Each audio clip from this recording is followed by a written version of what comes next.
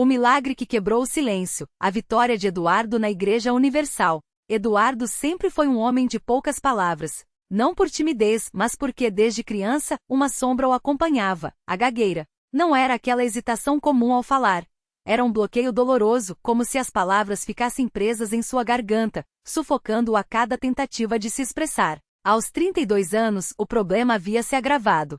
Reuniões no trabalho viravam tortura, conversas com a família eram evitadas, e até um simples bom dia se transformava em uma batalha. Médicos disseram que era ansiedade crônica, receitaram remédios que só o deixavam sonolento, e terapeutas falavam em aceitação. Mas Eduardo não queria aceitar. Ele queria falar. Foi numa tarde de quarta-feira, depois de mais um dia humilhante no escritório, onde seu chefe o interrompeu com um "fala logo, homem", diante de todos, que ele desabou no banco do carro, as mãos trêmulas no volante. Foi então que viu o outdoor: Deus tem a solução para o seu problema. Igreja Universal do Reino de Deus, Avenida Principal 1200. Não era a primeira vez que passava por ali, mas dessa vez, algo dentro dele disse: vá. A igreja estava cheia naquela noite. O som dos louvores vibrava nas paredes e o pastor, com uma voz firme e cheia de autoridade, falava sobre quebrar maldições com a palavra de Deus.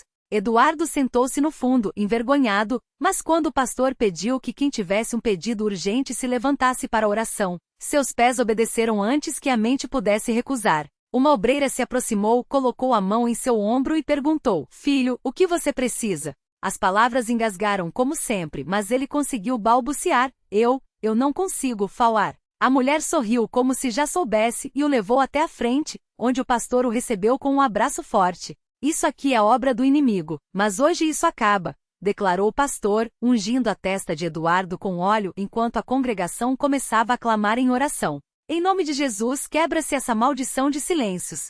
Saia, espírito de amarração. Eduardo sentiu algo estranho, um calor no peito, como se uma mão invisível apertasse sua garganta, e de repente solta-se. As lágrimas escorriam, e ele começou a repetir, entre soluços: eu creio, eu creio. O pastor então o levou até a fogueira santa, onde as chamas ardiam como símbolo de purificação.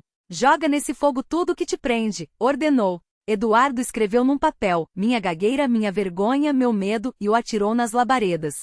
A congregação gritou glória a Deus, e ele sentiu, pela primeira vez em anos, uma leveza no peito. Nos dias seguintes, Eduardo voltou à igreja. Participou da corrente de oração das 7 horas, onde dezenas de pessoas se reuniam para clamar por milagres. O pastor ensinou sobre a importância do dízimo e das ofertas como ato de fé. Deus não precisa do seu dinheiro, mas da sua obediência, disse. Eduardo, que mal tinha dinheiro para o aluguel, deu os 10% de seu salário com lágrimas nos olhos, crendo que Deus honraria sua fé. Na vigília de sexta-feira, enquanto o pastor orava sobre ele novamente, Eduardo sentiu uma força sobrenatural tomá-lo. De repente as palavras começaram a fluir, primeiro devagar, depois com mais clareza. Ele contou sua história no altar de testemunhos, e a igreja explodiu em aplausos e glórias. Deus é fiel, gritava o pastor. O que o homem não pôde fazer, Jesus fez.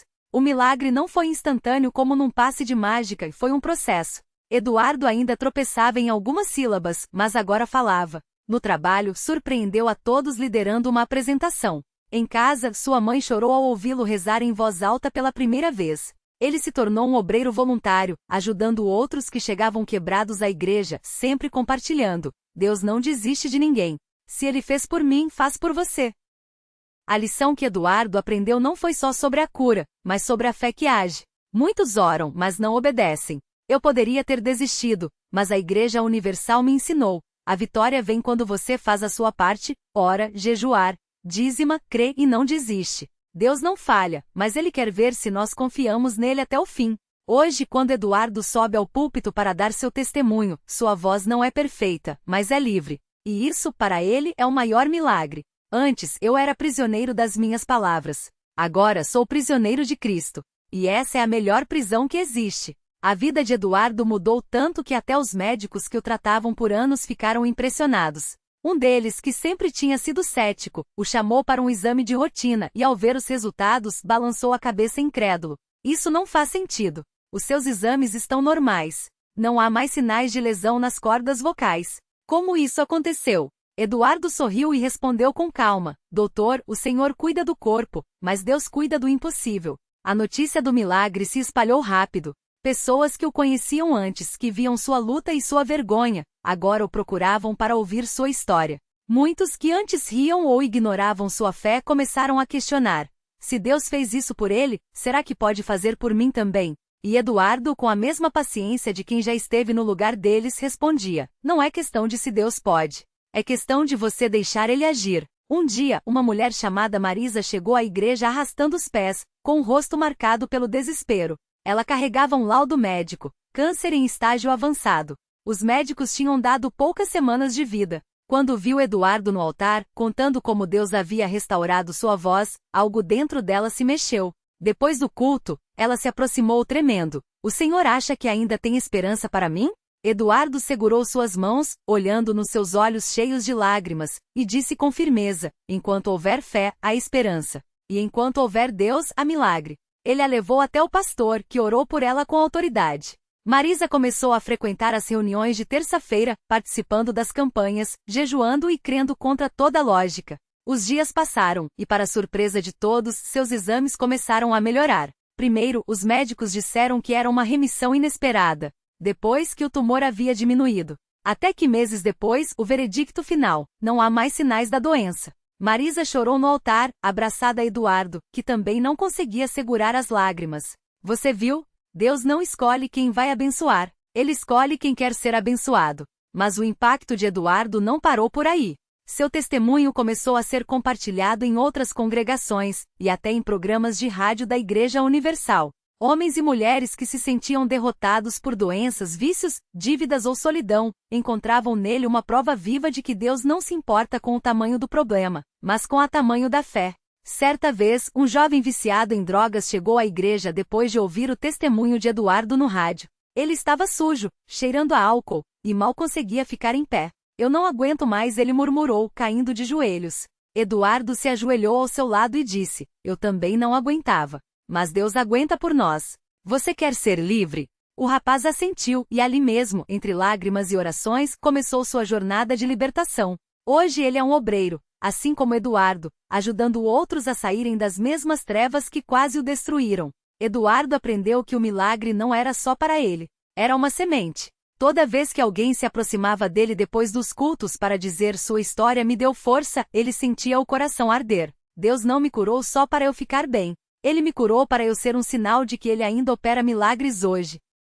E assim, o homem que já foi prisioneiro do silêncio se tornou uma voz para os que não tinham mais palavras. O que já foi motivo de piada se tornou um instrumento de Deus. E a igreja que ele encontrou quando tudo parecia perdido se tornou sua família, seu refúgio e sua missão.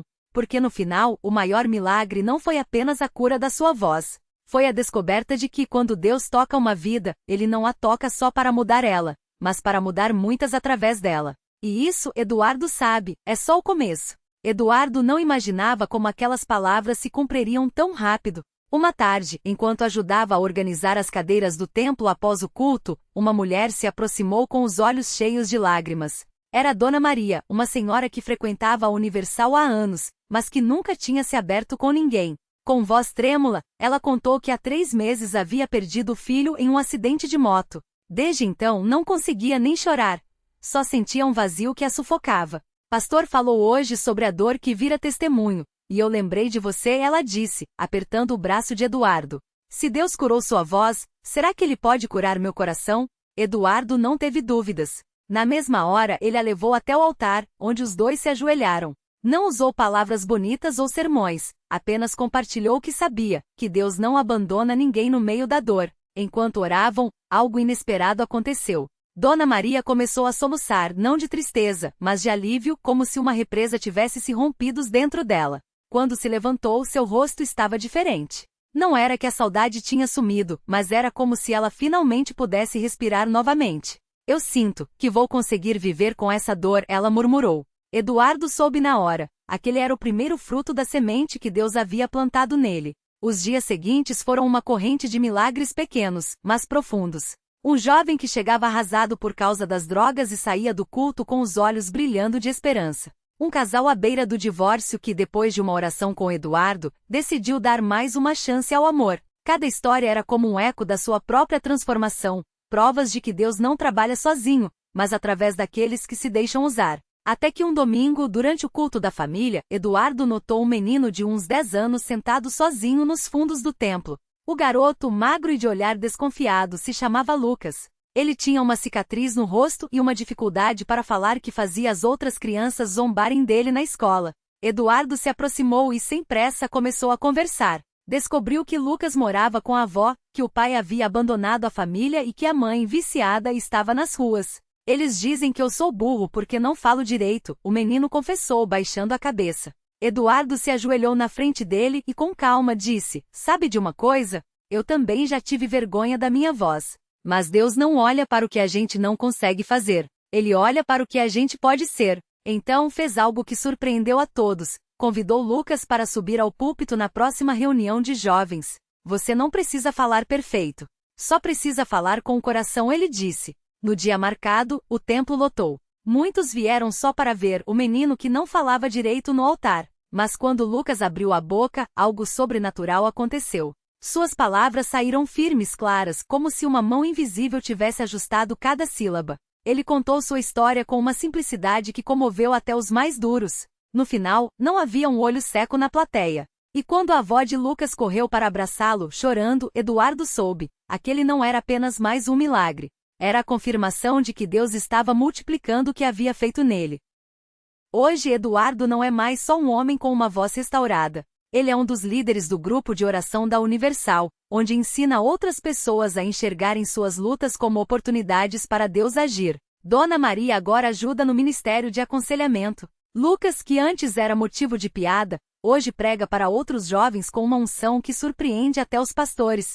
E toda vez que alguém novo chega à igreja quebrado, com medos ou limitações, Eduardo sorri por dentro, porque sabe, Deus não muda uma vida para parar por aí. Ele muda uma vida para que ela mude muitas outras. Porque o milagre, afinal, não é só a cura. É a corrente de amor que ela começa.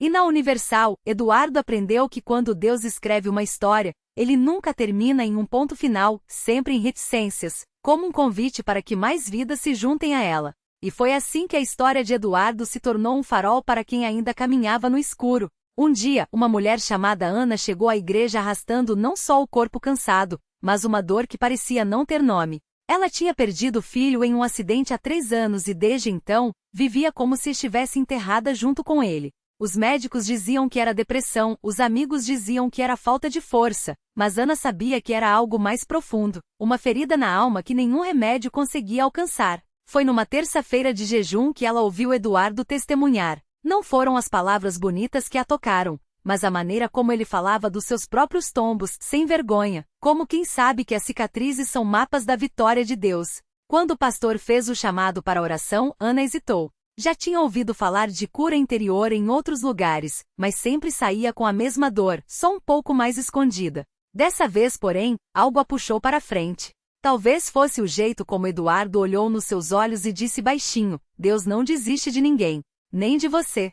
Ela foi ao altar chorando, não aquelas lágrimas silenciosas de quem já se conformou, mas um choro rasgado, como se o peito fosse se abrir. As mãos dos obreiros se ergueram sobre ela, e o pastor começou a orar com uma autoridade que Ana nunca tinha sentido antes. De repente foi como se uma mão invisível puxasse algo de dentro dela, não a saudade do filho, porque amor de mãe não some, mas aquele peso de culpa, aquela voz que sussurrava que ela poderia ter evitado, que não merecia ser feliz. Quando Ana abriu os olhos, o mundo não tinha mudado, o filho ainda não estava ali, a casa ainda estaria vazia naquela noite. Mas algo dentro dela havia se mexido. Era como se, pela primeira vez em anos, ela conseguisse respirar sem sentir que estava se afogando. Nos dias seguintes, sonhou com o filho. Não aqueles pesadelos em que ela o via partir, mas sonhos onde ele sorria e dizia: "Mãe, eu tô bem.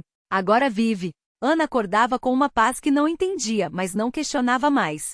Ela começou a frequentar os cultos de libertação, e aos poucos, a dor foi se transformando em propósito. Hoje, Ana lidera um grupo de apoio para mães que perderam filhos. Não é uma terapeuta, não tem diplomas na parede, mas tem algo que nenhum curso ensina: a certeza de que Deus não só consola, como usa nossas maiores feridas para sarar os outros. Se Ele fez isso por mim, que não acreditava mais em nada, ela diz aos que chegam desolados, imagina o que Ele pode fazer por você. Enquanto isso, Eduardo continuava vendo Deus agindo de maneiras que nem sempre eram espetaculares, mas sempre profundas. Como no caso de seu Jorge, um homem que chegou à igreja arrastando uma perna depois de um AVC. Os médicos tinham dito que ele nunca mais andaria direito, mas seu Jorge não veio atrás de um milagre físico, veio atrás de Deus. Se ele quiser me curar, ótimo. Se não, eu quero só servir a ele do jeito que der, ele disse ao pastor. E foi assim que, enquanto oravam por ele todas as terças, algo inesperado aconteceu. A perna não sarou de uma hora para outra, mas seu Jorge começou a sentir forças para se levantar. Primeiro com uma bengala, depois com um andador, até que 6 meses depois, ele entrou na igreja sem nenhum apoio, os olhos brilhando. Não foi a perna que Deus curou primeiro, ele testemunhou, foi o meu coração. A perna só obedeceu. Essas histórias e tantas outras se entrelaçavam na Universal como fios de uma mesma tapeçaria. Gente que chegava quebrada e descobria que Deus não só conserta, como faz melhor do que antes. Eduardo, que já tinha sido o coitado da família, agora era o que levava os parentes para a igreja. Dona Maria, que antes só sabia chorar, agora ria enquanto ensinava outras mulheres a cozinhar para os cultos de ação de graças. Lucas, o jovem que ninguém apostava um centavo, hoje batiza pessoas no Espírito Santo com uma fé que contagia até os mais céticos. E assim, a igreja continuava cheia. Não porque prometia soluções mágicas, mas porque ali as pessoas encontravam algo raro. Um Deus que não só ouve, como responde. Não sempre do jeito que a gente quer, não sempre na hora que a gente pede, mas sempre do jeito que a gente precisa. Porque o milagre, eles aprenderam, não é só a mudança visível, é a certeza de que no meio da luta, você nunca está sozinho. E toda vez que as portas da Universal se abrem, é como se Deus sussurrasse, tem mais. Sempre tem mais. Naquela mesma igreja, em um domingo de manhã, entrou uma mulher chamada Ana. Ela arrastava os pés como se carregasse o mundo nas costas. Os olhos inchados de tanto chorar, as mãos trêmulas segurando um papel amassado, o diagnóstico que nenhum médico queria dar, câncer em estágio avançado. São só alguns meses, tinham dito. Mas Ana não veio buscar um milagre. Veio porque não tinha mais para onde ir. Ela se sentou no último banco, onde achava que ninguém repararia nela. Mas o pastor, como se tivesse um radar para almas feridas, olhou diretamente para ela e disse: hoje tem alguém aqui que pensa que sua história acabou. Mas Deus está dizendo, eu ainda não terminei com você. Ana sentiu um arrepio. Era como se aquelas palavras fossem só para ela. No final do culto, uma irmã se aproximou com um sorriso tão sincero que Ana quase recuou. Vem, minha filha. A gente vai orar por você. Ana hesitou. Já tinha ouvido falarem de fé de cura, mas nunca tinha visto de perto. Mas algo naquela mulher, talvez a paz nos olhos, talvez a mão firme que segurou a dela, fez Ana seguir.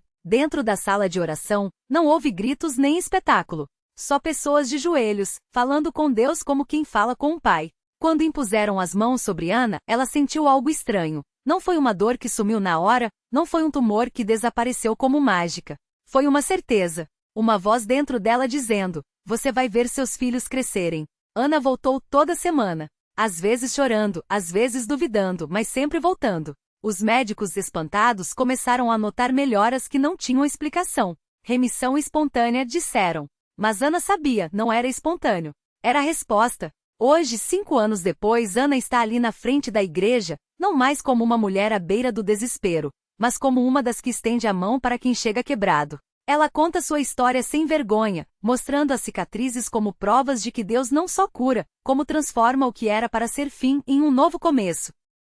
E tem também o seu Jorge, um homem que entrou na Universal arrastado pela esposa, só para fazer a vontade dela. Ele era daqueles que cruzavam os braços e olhavam para o teto durante a oração, achando tudo, conto da carochinha. Até o dia em que, depois de um culto, sentiu algo tão forte que não teve como negar. Parecia que alguém tinha jogado água gelada em mim, mas por dentro ele conta.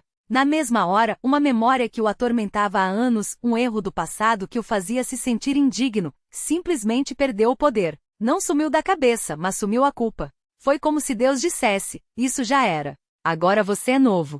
Seu Jorge hoje é obreiro. Não porque alguém o obrigou, mas porque não consegue ficar quieto depois de ter provado que Deus não é teoria, é experiência. E assim a igreja segue cheia. Cheia de Anas, de Lucases, de seu Jorge, de gente que chegou sem esperança e descobriu que quando Deus entra na história, até o impossível vira testemunho. Não é que os problemas desaparecem como num passe de mágica, mas algo muda dentro da pessoa. A fé não tira a luta, mas dá força para enfrentá-la. E o milagre muitas vezes não é só o que a gente vê, mas o que a gente se torna no processo. Porque toda vez que as portas da Universal se abrem, não é só um convite para entrar. É um lembrete, Deus ainda está escrevendo histórias. E a sua pode ser a próxima. O milagre não terminou no altar. Seu Jorge voltou para casa naquela noite com as mãos ainda trêmulas, não de medo, mas de uma certeza que ardia no peito. Ele não era mais o mesmo. Os médicos tinham dito que suas pernas, atrofiadas após o acidente, nunca mais o sustentariam. Mas ali, entre lágrimas e clamores, ele deu os primeiros passos, não perfeitos, não sem dor, mas seus. E cada passo era um grito. Deus não mentiu. Anos depois, enquanto ajudava um jovem viciado a se levantar do chão da igreja, literalmente, seu Jorge entendeu, o milagre não era só andar, era permanecer de pé na fé, na luta, na esperança que não some mesmo quando a dor insiste em bater a porta. O rapaz, olhando para suas próprias mãos marcadas pelas drogas, sussurrou, eu não consigo. Seu Jorge sorriu, mostrou as cicatrizes nas pernas e respondeu, ninguém consegue sozinho.